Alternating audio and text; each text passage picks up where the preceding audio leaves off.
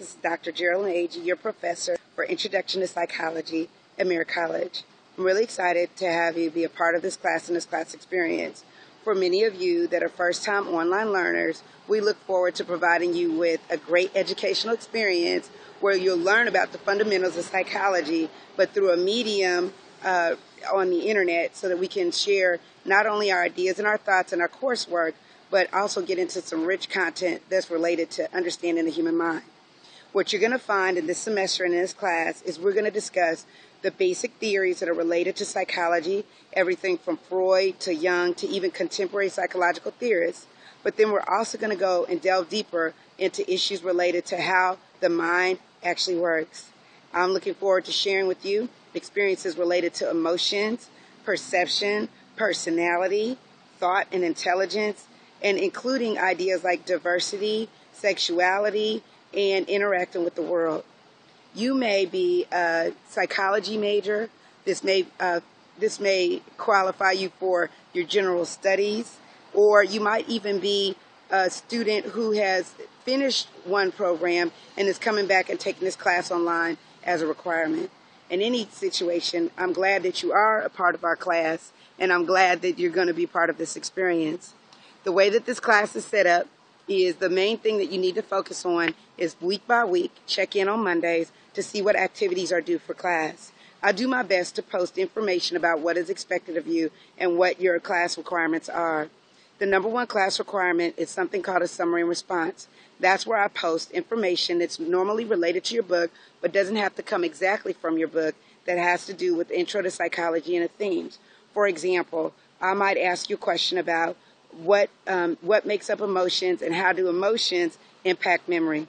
You may have an opinion about that, but you'll get a better grade if you use information from the book and other sources to answer the questions. You will have quizzes, you will have midterms, and you will have a final exam.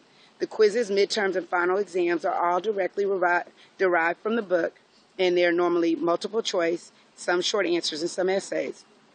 The most important thing about this class is that I typically assign students to 3 different grades. Some students get A's, some students get C's, and some students get F's. The students that get F's are the ones who did not finish the class and did not drop from the class. So it's very important for you to know the drop date and drop if you need to. Otherwise, all of the assignments that you do not turn in for the class at the end of the semester, you'll be required to have had a submission. If not, you will get the grade that you deserve because you are not submitting all of your assignments.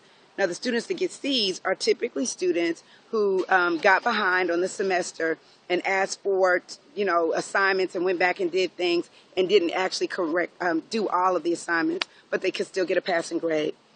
A lot of students can get A's. The A's in the class are the people who are able to keep up with the assignments, do the summaries and responses, do the quizzes on time in the midterm and finals. Let me tell you a little bit about submissions. If you are looking at this video, that means that you got an email from me that lets you know when we're supposed to be starting class and where class is. Our class is on something called Moodle, and that's at our Peralta site. Check your email because that's where the link is to our fall 2012 semester. Everything you submit to me will be through this site and not by email.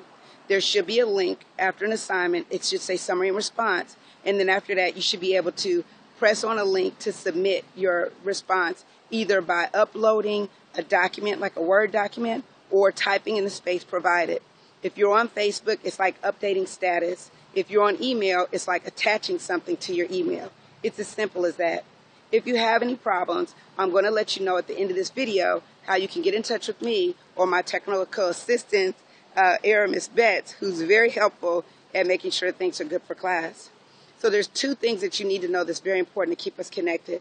The number one thing is the only way I have to communicate with you is to send you an email. The email that I have for you is in 2 systems. One is through the Passport or Prompt system through Peralta.edu, and the other one is through our Moodle online messaging system.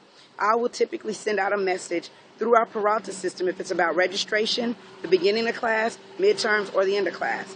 If there's anything that's related to the actual class, I will send you out information within Moodle, which means that just like if we were meeting in person, you would have to come by the classroom to check on the information that you need to know or miss. Sometimes things happen where a link is broken or you're not able to access information. Please email me. My intention is to respond by the next business day.